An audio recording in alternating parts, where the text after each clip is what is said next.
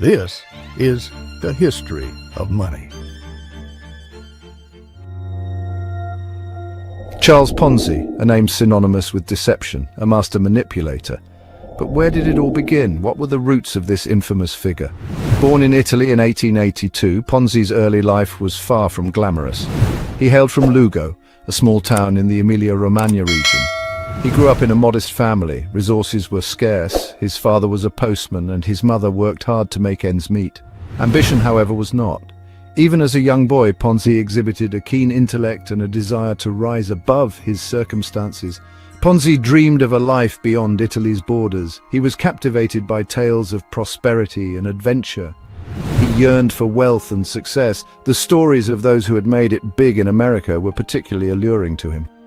Stories of America, the land of opportunity, filled his head. He imagined the bustling streets of New York City, the towering skyscrapers and the endless possibilities. It was a beacon of hope. The Statue of Liberty, standing tall and proud, symbolized freedom and new beginnings, a chance to escape the confines of his upbringing. The promise of a better life was too enticing to ignore. Driven by this ambition, Ponzi set sail for America. He left behind his family and the only life he had ever known. He arrived at the cusp of the 20th century. The world was changing rapidly and Ponzi was eager to be a part of it. A young man with grand aspirations, he believed that America would be the place where he could achieve his dreams. Little did he know his pursuit of the American dream would lead him down a dark path. The streets of New York were not paved with gold, and the opportunities were not as abundant as he had imagined. A path paved with deceit and ultimately ruin. Ponzi's ambition and cunning would eventually lead him to create one of the most infamous financial schemes in history, forever etching his name in the annals of infamy. America greeted Ponzi with open arms but closed pockets. The land of opportunity was not as welcoming as it seemed. The streets were not paved with gold, but with the sweat and tears of countless immigrants who had come before him. Life in the New World was not as easy as he had envisioned. The bustling streets of New York were filled with people just like him, all chasing the same elusive dream. The tenement housing was cramped and squalid, a stark contrast to the prosperity he had hoped for. He bounced between odd jobs.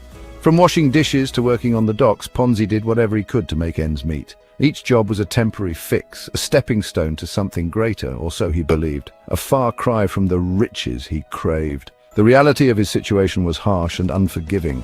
The American dream seemed more like a distant fantasy, slipping further away with each passing day. Ponzi's early years in America were a struggle for survival. He faced language barriers, cultural differences. The challenge of adapting to a new way of life was immense. Every day was a battle, not just to survive but to thrive. The constant pressure to succeed weighed heavily on him. He attended night classes to learn English, hoping that mastering the language would open doors to better opportunities. The classrooms were filled with other hopefuls, all sharing the same dream of a better life. He dabbled in various ventures. From selling fruit on the streets to trying his hand at small businesses, Ponzi was relentless in his pursuit of success. Each new venture was a gamble, a chance to break free from the chains of poverty. Each promising wealth, but delivering only disappointment. The failures were numerous, each one a painful reminder of how elusive success could be. Yet with each setback, Ponzi's resolve only grew stronger. Through it all, Ponzi clung to his ambition. His determination was unshakable. He walked the streets with a sense of purpose, his mind constantly churning with new ideas and schemes. He refused to be just another face in the crowd. He yearned for recognition, for wealth, for a life that was more than just survival. He wanted to stand out, to be remembered, to leave a mark on the world, for the power that came with it. The allure of wealth was not just about money, but about the influence and respect it commanded. Ponzi dreamed of sitting in opulent offices, making decisions that would shape the future. This burning desire, coupled with his growing desperation, would plant the seeds for his infamous scheme. It was this combination of ambition and necessity that would drive him to concoct one of the most notorious financial schemes in history. The stage was set for a dramatic rise and an even more dramatic fall. The year was 1919, a time of great change and uncertainty. America was still recovering from the Great War. The nation was grappling with the aftermath of a conflict that had reshaped the world. The economy was in flux. People were desperate for financial security. Jobs were scarce, and many families struggled to make ends meet. Enter Charles Ponzi and his too-good-to-be-true scheme, a man with a vision, or so it seemed. Ponzi's scheme was simple, yet ingenious. He claimed to have discovered a way to double investors' money in a short period. He promised investors incredible returns that seemed almost magical in their potential. 50% interest in just 45 days. It was an offer that defied conventional wisdom. 100% in 90 days. The numbers were staggering and the promise was irresistible. It seemed impossible, yet people were captivated. The allure of such quick and substantial profits drew in countless individuals. The allure of quick riches was too strong to resist. People from all walks of life were drawn to Ponzi's promise, the promise of financial freedom within reach. For many it was a beacon of hope in a time of economic despair. Ponzi, with his charm and charisma, easily convinced people to invest their life savings. His persuasive skills and confident demeanor made him a figure of trust and admiration. Investors handed over their hard-earned money, believing in the dream Ponzi sold. They saw him as a financial savior, someone who could turn their fortunes around. The media buzzed with stories of those who had reaped the rewards of Ponzi's scheme. Success stories spread like wildfire, fueling the frenzy. Crowds gathered, eager to invest. The promise of unbelievable returns had created a financial mania, a fervor that swept through the nation. Ponzi's name became synonymous with wealth and opportunity. He was the man of the hour, the architect of dreams, but behind the facade of success, a darker reality loomed. The foundation of Ponzi's scheme was built on deception and lies. As the truth began to unravel, the promise of unbelievable returns would soon turn into a nightmare for many. How did he do it? Ponzi's scheme wasn't built on sound investments. It was a house of cards, a carefully constructed illusion. He exploited a loophole in international postal reply coupons. Investors, blinded by greed, failed to see the flaws. They poured money into his company. Ponzi used new investments to pay off older ones, creating an illusion of profit. The scheme was unsustainable. It relied on a constant influx of new money. Like a pyramid, it could only grow so high before collapsing under its own weight.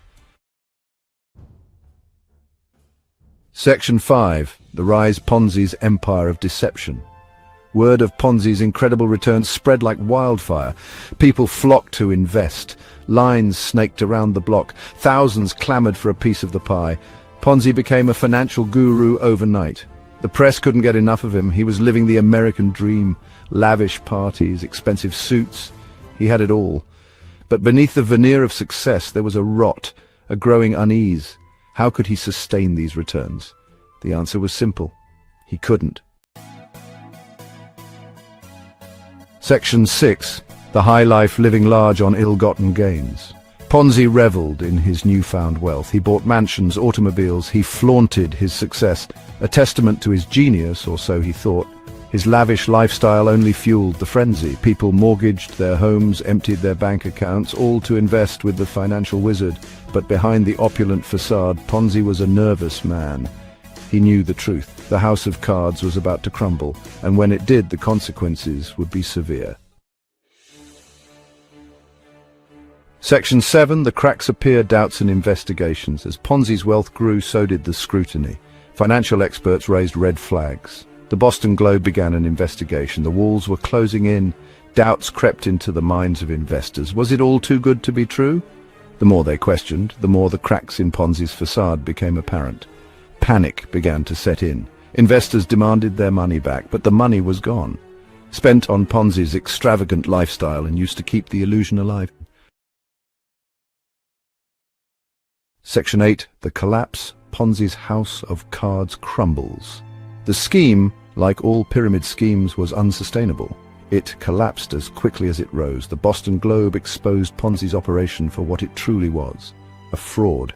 Investors rushed to withdraw their money. Chaos ensued. The authorities moved in. Ponzi's reign was over. The man who had promised unimaginable riches was arrested, charged with fraud. His empire of deception lay in ruins. Section 9. The Aftermath, picking up the pieces. The collapse of Ponzi's scheme sent shockwaves through America.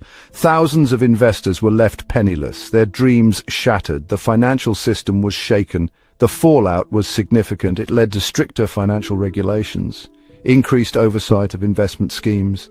The public became wary of get-rich-quick promises. Ponzi's name became synonymous with fraud, a cautionary tale, a reminder that if it sounds too good to be true, it probably is. Section 10. The legacy lessons learned from a mastermind. Charles Ponzi, a conman, a master manipulator. His story is a stark reminder of the dangers of greed, the allure of easy money, but Ponzi's legacy is not just one of caution. It's a testament to the importance of financial literacy, of due diligence, of questioning what seems too good to be true. Ponzi's scheme may have crumbled, but his story continues to educate. A reminder that even in the face of tempting promises, vigilance is key.